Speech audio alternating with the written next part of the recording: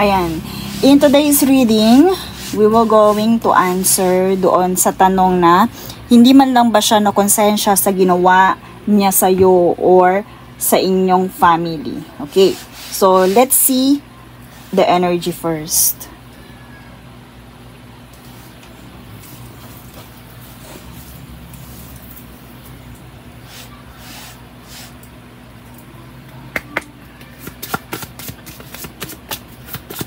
Pull natin ito. Mamaya natin ito bubuksan. Ito yung final message niya sa'yo. Ayan, nahulog. So, ito. Mamaya natin siya bubuksan. Since na, ang tanong natin, hindi man lang ba siya nakonsensya? Let's see their energy. Ano bang meron sa person mo right now? Ano bang nararamdaman niya right now?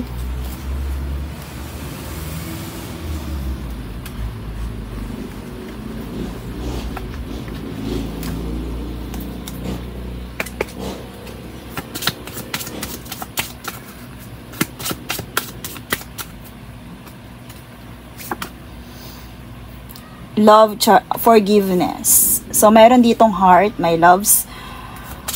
Meron dito, I hear na yung person na to is nasa puso pa rin niya yung paghingi ng tawad or magbigay ng patawad, my loves. Pwede din na yun yung minamanifest or gusto ng kanyang puso because love, nandito yung card natin for love, charity, and forgiveness. I hear na spirits are telling you na kailangan mong patawarin itong taong to. Because of the charity and forgiveness, my loves. Pwedeng hindi mo pa yun nakikita. Meron kang doubt. Kung nanghihingi ito ng sorry, or gusto manghingi nito ng sorry, clouded pa siya right now. Ando pa siya sa state na kung saan confused siya. Meron siyang doubt kung mapapatawad ba siya ng taong paghihingan niya ng tawad. Pero my loves, the clouds, kumbaga hindi mo pa yun nakikita. Maaaring hindi pa talaga ito humihingi ng tawad because they are still confused. Pero nandun, my loves, yung charity na kailangan mong patawarin yung taon to. Kailangan mong magpatawad or ibigay yung forgiveness sa taon to. May snake dito, my loves. Pwedeng, dito, my loves, pwedeng nanghihingi ng tawad itong taong to. Or pwedeng gusto nitong manghingi ng tawad, pero parang merong snake or merong pumipigil dito. Pwedeng merong deception pwedeng may nakakapit na snake. That's why they are being confused. Or pwede din, my loves, dito nanghihingi ito ng tawad. Kung ito nanghihingi ng tawad, my loves, meron ditong deception. Pwedeng hindi pa niya sinasabi lahat or hindi totoo, hindi genuine yung secret, yung paghingi niya ng tawad. Pero kung yung person na to ay hindi nanghihingi ng tawad, my loves, ito yung message kanina na kailangan mo siyang patawarin because kahit na hindi mo yun nakikita, gustong humingi ng tawad ng person na to. And pwede, my loves, na hindi siya makahingi-hingi ng tawad dahil they are being possessed or they are being, sabihin natin, hawak or controlled by someone na may hangaring hindi maganda sa kanya or sa relationship niya or sa'yo. Pwedeng ganun. Kasi lumito, my loves, yung snake dito. Pwedeng iyan ay deceptive yung energy. Maaari nagpapanggap na concern sa inyong dalawa na hindi naman pala, or pwede, my loves, na pinapalala nito yung gap between you and your person. Let's see more. Anong meron sa person na to? Nakukonsensya ba siya?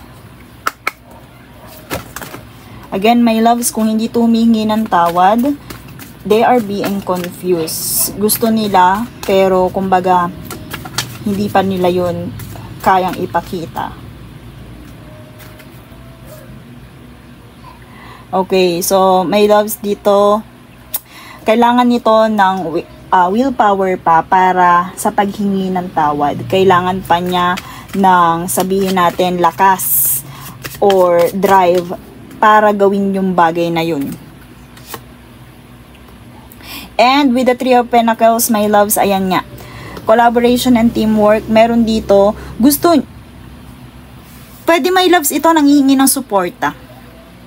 Pwedeng nanghihingi ito ng suporta para gawin niya yung mga bagay na yung paghingi ng tawad or para magkaroon siya ng chance para makapaghingi siya ng tawad.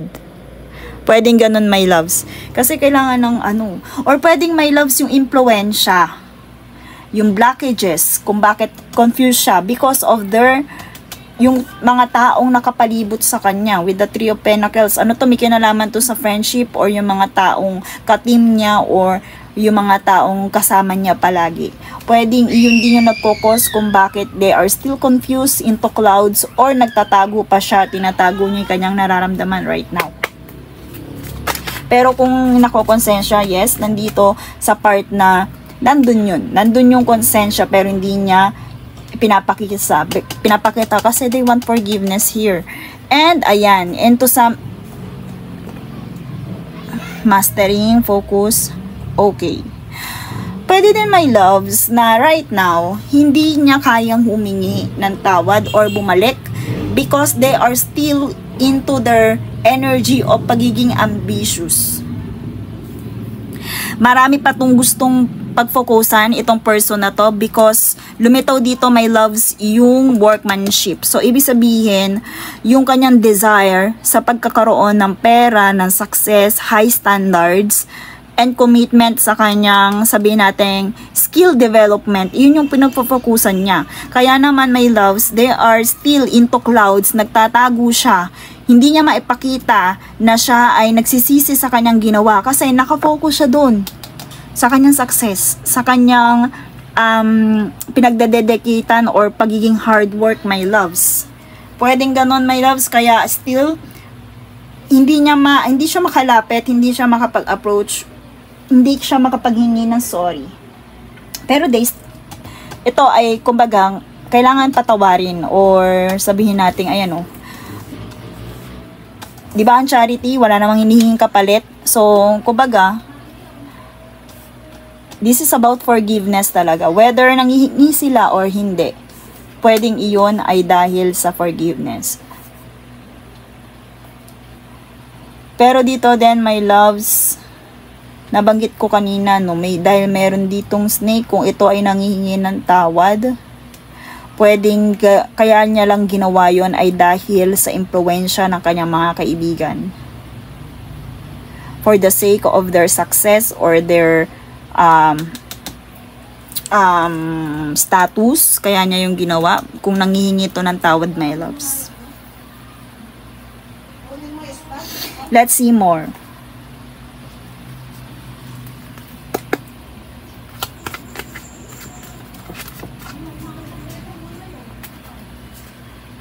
Okay. So, kung hindi pa, my loves, hindi pa na-accomplish yung forgiveness, my loves, darating din yan. Hihingi din talaga to ng forgiveness. And masasabi natin, meron ditong sense of belonging eh. Kung hindi kayo ayos right now, darating din yun. Because nakatadhana din yung pag-aayos nyo with the world card. So, sabihin natin na kailangan ditong magkaroon ng completion. And yung completion na yon is pinaka-final nun is yung forgiveness. Kaya kailangan mo na talagang ibigay yun, my loves. And masasabi natin, kung wala pa talaga, hindi pa talaga siya nagsisisi, o hindi siya nanghihingi ng patawad, be patient. Patient is needed here. Kumbaga ito, kahit sabihin na hindi pa nagpapakita yung taong to ngayon, magpapakita din siya. Kasi yung Knight of Pentacles, mabagal yan. Sobrang slow moving yan. Pero darating at darating doon. With an offer, my loves, pwede ding support. Because ito kasi yung Pentacles dito, about pera yun. Sa ngayon, kung nagtatago pa siya sa clouds, hindi niya kaya magpakita sa'yo. Because nakafocus siya sa hard work at paggawa ng pera or pag-commit sa kanyang success. And ayan, lumitaw si Knight of Pentacles, ongoing, papunta siya doon. Kumbaga, makakarating din siya doon, kaya lang sobrang bagal. They will going to finish or they are finishing what they start. So, may pagka-stubborn to ng konti at ambitious, double confirmation, my loves, ambitious yung person mo. And nakafocus talaga to sa profit, sa income, sa pera. Pupunta siya, hihingi siya ng tawad. May time na ganun, my loves. Isa din sa nakakapagpabagal yun. Mas priority niya ang pera or success. Pupunta siya sa'yo, magpapakita siya sa'yo with an offering of forgiveness and also pentacles, my loves. So, darating at darating doon, yung paghingi niya ng tawad, yung pagsisisi niya. With the Ace of Cups, pwedeng isa din sa offering niya is new beginning para sa relationship niyong dalawa. Kasi with the Ace of Cups, nandyan yung new relationship or new romantic love. Pwede din, my loves, na matagal siya bumalik or matagal siya dumating. Pero pag dumating siya, nandun yung commitment. Nandun yung commitment doon sa kanya, kasama yung offering na yun. Kasama sa offering na yun, yung commitment. Let's see message from this person. Ano ba yung gusto niyang sabihin sa'yo habang hindi pa niya masabi-sabi? Yung mga message o yung paghingi ng tawad. Kung nagsisisi ba siya, kung paano siya magsisi.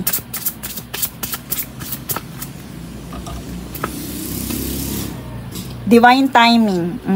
Kaya nga, di ba nabanggit natin kanina, patience is needed here. Patient is needed here. The divine timing, we are on the journey and the divine dance. On the soul plane, it will manifest into physical world in perfect divine timing. All we have to do is trust and have faith that all will work out beautifully. So dito, my loves, trust the divine timing. Kailangan mong maghintay talaga. Sabihin natin, kung hindi niya kayang humingi ng tawad right now, nagtatago pa siya. Out of confusion, nagtatago pa siya dito sa clouds na yon. Pero, out of their ambitiousness, hindi niya kayang humingi ng tawad sa ngayon. Pero, sabi ko nga kanina, whether nanghingi silang tawad o hindi, kailangan mo ibigay yung forgiveness na yon, my loves. Let's see more message from this person.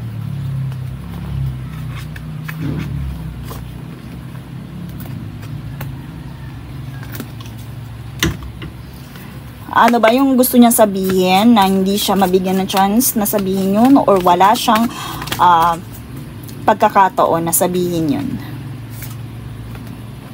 I remember every detail of that day. So, hindi nakakalimot itong taong to. Still, naaalala pa rin niya kayo, my loves. I regret lying to you. Kung may lies na involvement, my loves, nandun. Eto na, sinagot na. Nandun yung pagsisisi, my loves. Nandun yung pagsisisi.